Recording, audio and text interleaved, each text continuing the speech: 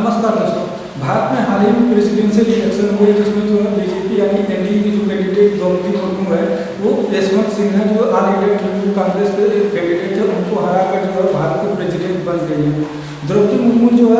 है भारत में आदिवासी समाज से आने वाली पहली महिला है जो कि प्रेसिडेंट बनी है। और इससे पहले जो है कोई भी आदिवासी समाज से कोई भी महिला या कोई भी पुरुष जो है राष्ट्रपति पद के लिए जो है इलेक्टेड नहीं हुआ था। तो ये बात इसलिए खास होती है क्योंकि ये जो है द्रौपदी मुर्मू है भारतीय आदिवासी समाज से आने वाली जो पहली महिला है जो कि इलेक्शन जीत चुकी हैं और जो है प्रेसिडेंट बन चुकी है। तो आइए आज हम जानते हैं कि भारत में प्रेसिडेंट के इलेक्शन कैसे होते हैं और प्रेसिडेंट के इलेक्शन में कौन कौन से भाग लेते हैं और प्रेसिडेंट के पास कौन कौन सी शक्तियाँ होती हैं। तो चलिए वीडियो में आगे बढ़ते हैं। भारत में जो प्रेसिडेंट के इलेक्शन होते हैं वो जो है आर्टिकल 52 के तहत होते हैं। यानी अनुच्छेद 52 ये कहता है कि भारत में एक राष्ट्रपति होगा जो ब्रिटेन के राजा के समकक्ष होगा यानी जो एक संवैधानिक पद पर होगा, लेकिन जो वास्तविक शक्तियाँ होती हैं वो जो है प्रधानमंत्री में निहित होती हैं। यानी जो सरकार का जो वास्तविक प्रतिनिधित्व करता है वो जो है प्रधानमंत्री करता है, लेकिन जो राष्ट्रपति एक संवैधानिक पद पर जो है बैठा होता है। भारत में राष्ट्रपति को प्रथम नागरिक कहा जाता है, यानी जो फर्स्ट पर्सन ऑफ इंडिया होता है वो प्रेसिडेंट होता है। और आर्टिकल 54 के अनुसार जो है राष्ट्रपति का चुनाव होता है। राष्ट्रपति के चुनाव में जो है राज्यसभा के जो इलेक्टेड मेंबर होते हैं वो भाग लेते हैं, लोकसभा के जो इलेक्टेड मेंबर होते हैं वो भाग लेते हैं, जो स्टेट की लेजिस्लेटिव असेंबली होती है उनके जो इलेक्टेड मेंबर होते हैं वो भाग लेते हैं, तथा दिल्ली और पुडुचेरी के जो इलेक्टेड मेंबर होते हैं एमपी होते हैं वो भाग लेते हैं। ध्यान रहे कि राष्ट्रपति के चुनाव में कोई भी नॉमिनेट या जो है मनोनीत सदस्य नहीं वोट दे सकते हैं, क्योंकि ये जो है संविधान में सीधा कहा गया है कि जो इलेक्टेड मेंबर होंगे वही जो है भारत में जो है राष्ट्रपति के जो है चुनाव में भाग लेंगे। भारत में राष्ट्रपति के चुनाव के लिए इलेक्टोरल कॉलेज होता है। यानी इलेक्टोरल कॉलेज का मतलब होता है कि जो भारत की जनता है वो जो है सीधे राष्ट्रपति का चुनाव नहीं कर सकती या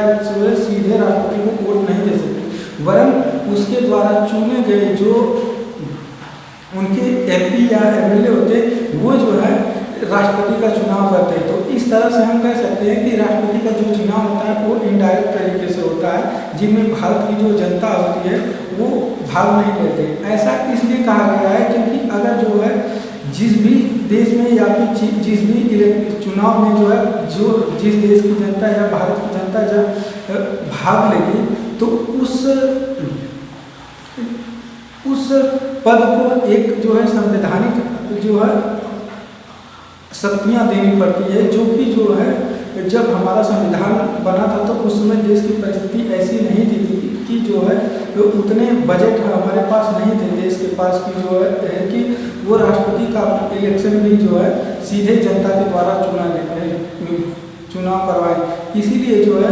लोगों ने जो संविधान निर्माण करता थे उन्होंने जो है इनडायरेक्ट इलेक्शन को जो है प्रेफरेंस दिया और इस तरह से इलेक्टोरल कॉलेज के माध्यम से जो है राष्ट्रपति का चुनाव जो करने की पद्धति को जो है निश्चित किया। तो आइए अब देखते हैं कि राष्ट्रपति के पास जो है कौन कौन सी शक्तियाँ होती हैं। राष्ट्रपति को जो शपथ दिलाने का कार्य होता है वो जो है भारत के चीफ जस्टिस ऑफ इंडिया के द्वारा किया जाता है। यानी जो भारत के मुख्य न्यायाधीश है वो राष्ट्रपति को वो शपथ दिलवाते हैं और राष्ट्रपति जो है विभिन्न जो संवैधानिक पद हैं उनके जो चेयरमैन होते हैं या फिर जो प्रमुख होते हैं उनको जो है नियुक्त करता है। जैसे जो फाइनेंस कमीशन के जो चेयरमैन होते हैं उनको जो है राष्ट्रपति नियुक्त करता है। जो CAG यानी होता है भारतीय महालेखा परीक्षक जो होता है जिसे जो है controller and auditor general of India का जाता है, उसके जो प्रमुख होते हैं उनको जो है राष्ट्रपति निर्वाचित करते हैं। जो UPSC यानी जो यूनियन पब्लिक सर्विस कमीशन के जो चेयरमैन होते हैं उनको राष्ट्रपति निर्वाचित करते हैं। साथ ही साथ जो है जो स्टेट PSC जो है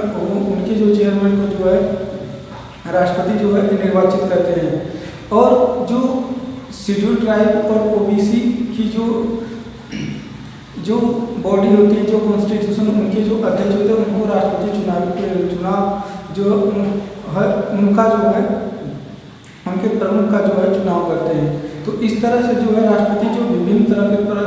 संवैधानिक पद हैं उनके द्वारा उनके जो प्रमुख होते हैं उनका चुनाव करते हैं। भारत का जो राष्ट्रपति का चुनाव होता है वो सन 1971 की जनगणना के आधार पर होता है। ऐसा इसलिए किया जाता है क्योंकि 1971 के बाद जो भारत की बहुत से राज्यों की जनसंख्या बढ़ी है और साथ ही साथ जो साउथ इंडिया के जो देश है राज्य हैं उनकी जो जनसंख्या है वो घटी है। तो इस चीज़ को बैलेंस करने के लिए जो है ताकि जो है भारत के जो उत्तर के राज्य हैं जैसे उनकी जो है जनसंख्या ज़्यादा हो चुकी है तो उनके वोट का वैल्यू जो है ज़्यादा हो जाएगा। इसी वजह से जो है भारत की जो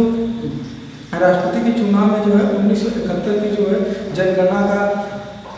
को आधार माना गया है और ये जो जनगणना होगी अभी तक जो है